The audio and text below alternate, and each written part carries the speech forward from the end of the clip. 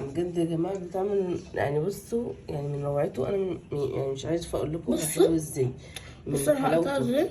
بصوا بنوتي هتقطعه قدامكم، شايفين اللانشون؟ انت بقى بتقطعيه بقى رفيع وتخينه على حسب انت حابه ايه. بس الطعم حكايه واقتصادي واحلى من بره. يعني انا الكميه اللي عملناها مع بعض ده كوبايه واحده من اللي احنا شفناها مع بعض قطعتها بالشكل ده. فبصوا يكون في واحده تانية انا شلتها وقطعت الكميه دي. بس بجد جربوه هتعجبكم جدا. الكبار يا امهات لعيالكم هم رايحين مدرسة، عيالكم هيعجبوه اللانشون هيعجبهم قوي صدقوني. السلام عليكم ورحمة الله وبركاته.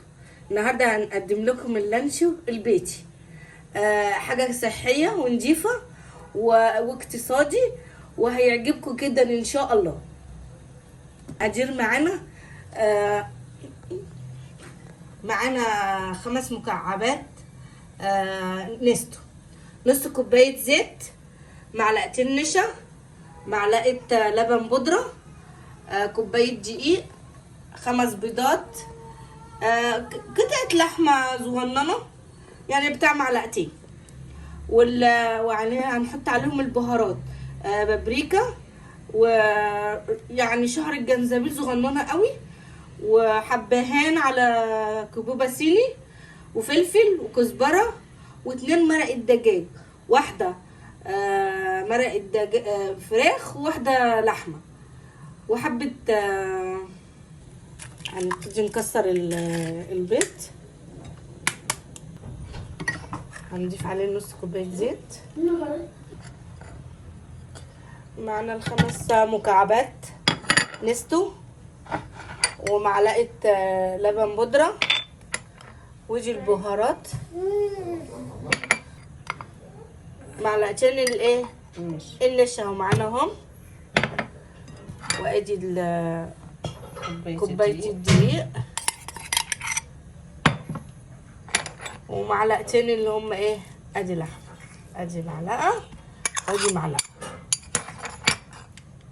اللون هنحط حبة ايه منه كده زي ربع معلقة.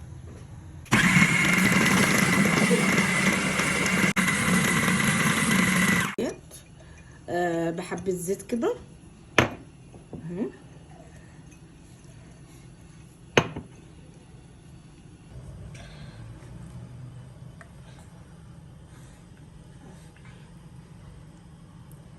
هنملى كوباية ده، وورقة الفويل نبتدي نضغط عليها كده اهو ونقفلها كويس كده عليها. نبتدي نرص الكوبايات كده في الحلة ونسيب المية اما تغلي، واول ما تغلي بنهدي عليها ونسيب ونحط الغطا يبقى ايه موارب كده كده. بصوا بقى كده يا جماعة، احنا هنجربها هنشوف استوى ازاي. هنغرز دي كده اهي، طلعت بصوا ما فيهاش حاجه خالص اهي كده يبقى استوى. بص علشان كنت كده بقول لكم خلوا الكوبايات ايه 3/4. بص علي بقى عامل قد ايه.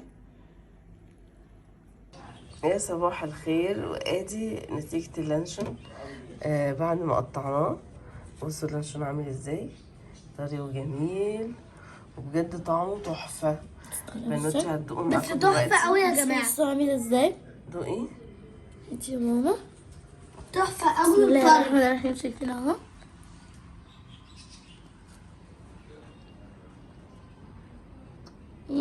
تحفة.